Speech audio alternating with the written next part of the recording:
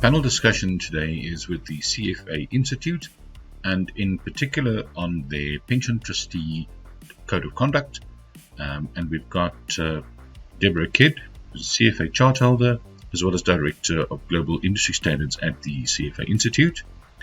Ellen Lwetabe, who's also CFA chart holder and Head of Investments at the Deposit Protection Fund of Uganda. And last but not least, Ed Owens III, CEO and Board of Trustee member at the Kentucky Public Pension Fund. Good morning, everybody. We look forward to your discussion. Hello, everyone. Thanks for joining me to learn about the CFA Institute Pension Trustee Code of Conduct. My name is Deborah Kidd, and I'm a director with our Global Industry Standards team, where I contribute to the development, maintenance, and promotion of our industry codes and standards. I have two guests joining me today to share their perspectives and experience with the Pension Trustee Code. Ellen Lwetabe is a CFA charter holder based in Kampala, Uganda.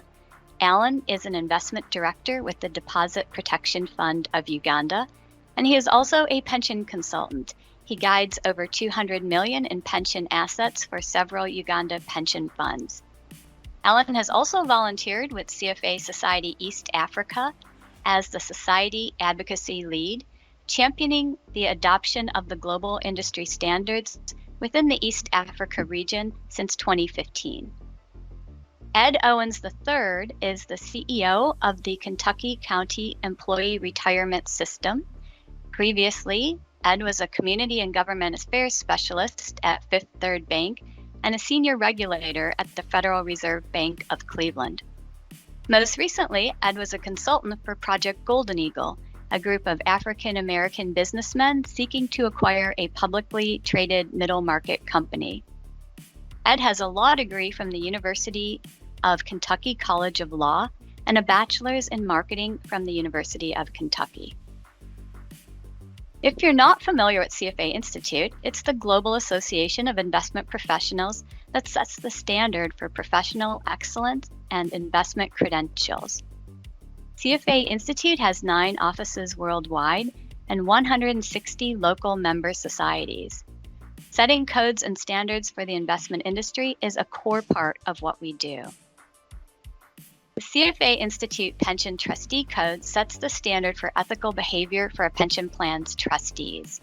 The code outlines 10 fundamental ethical principles that are universally applicable to pension plan trustees. The first 3 principles pertain to acting as a fiduciary, that is, acting in the best interests of the fund's beneficiaries.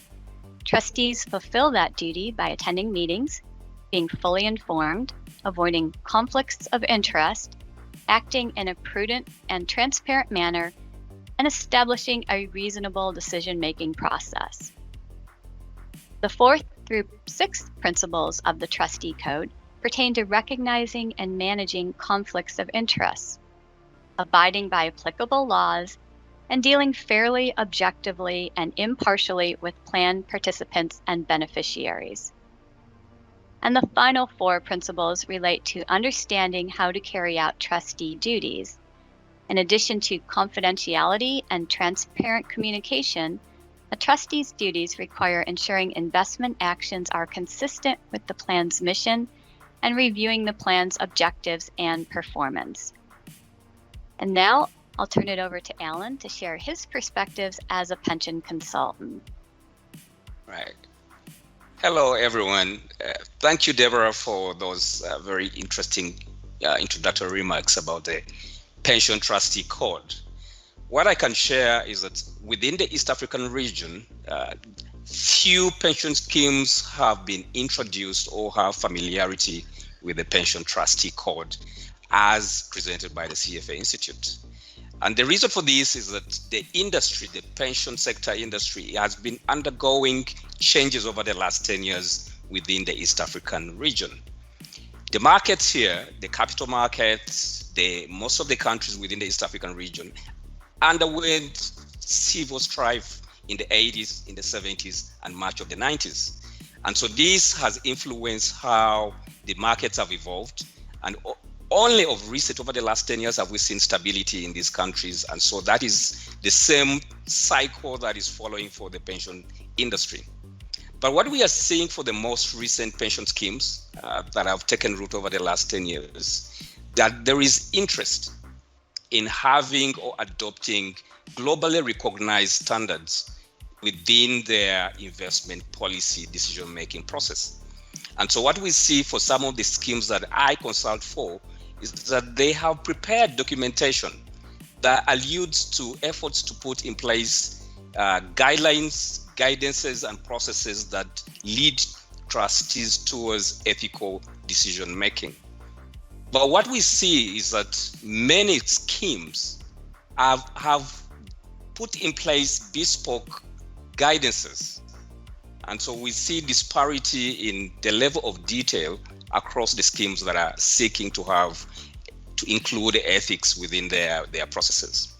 So therefore, for my part, as an advocacy lead at the CFA Society East Africa, we have taken the lead in engaging regulators, schemes, and investment professionals within the region to educate, but also encourage the adoption of a global standard, particularly for the pension sector.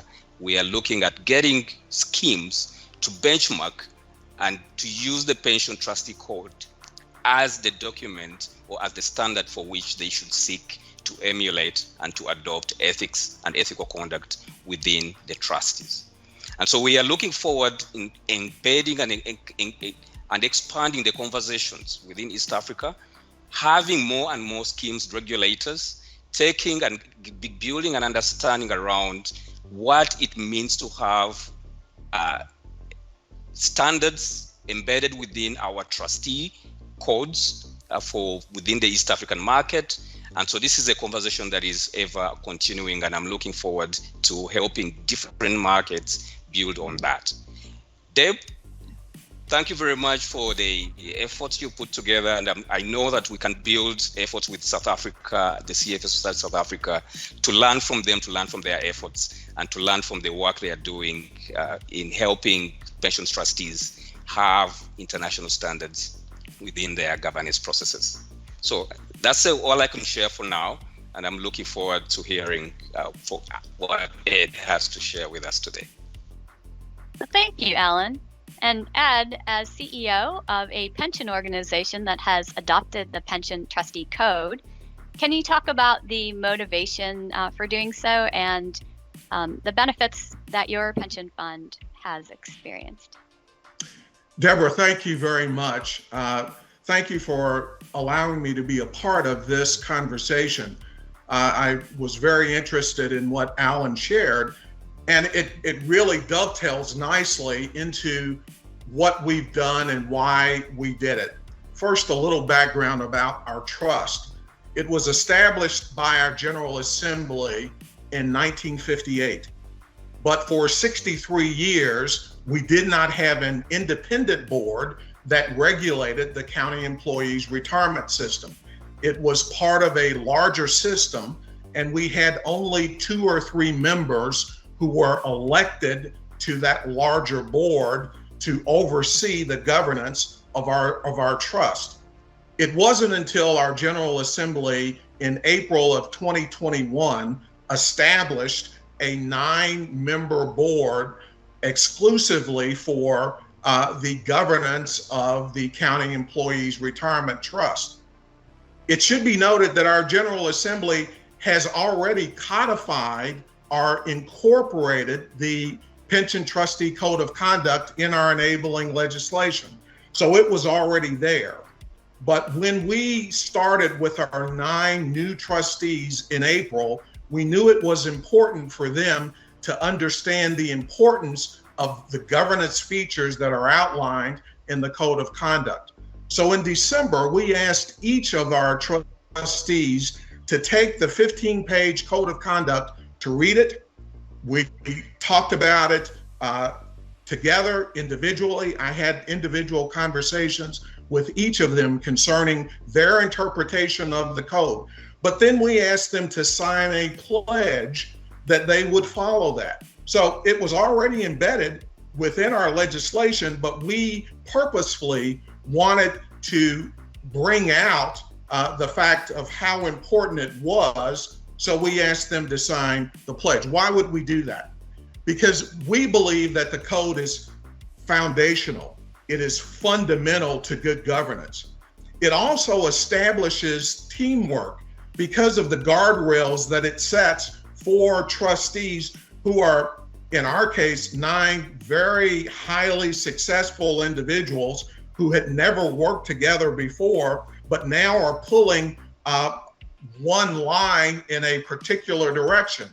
The guardrails that this set out for them were absolutely essential in establishing the teamwork that we now see as part of our board. And it reinforced the singular fiduciary responsibility that each of those members has to the beneficiaries of the plan. So I would say that if the CFA Society of South Africa were looking to implement this, that they would find a cohesiveness and a teamwork spirit behind it that would get each and every member pulling in the same direction, so that you have, as you start, a common bond, a common goal, a common destination. And I think you'll find that to be important for you as you continually move down the governance trail. Well, Alan and Ed, thank you both for joining us today. Thank you for your time and your insights. And I want to thank everyone else who's watching this for joining us. If you'd like to learn more about the Pension Trustee Code of Conduct, you can see the whole code and guidance for implementing it on our website. And that is found at www.cfainstitute.org. Thank you, everyone. Hope you have a great day. Thank you. Thank you.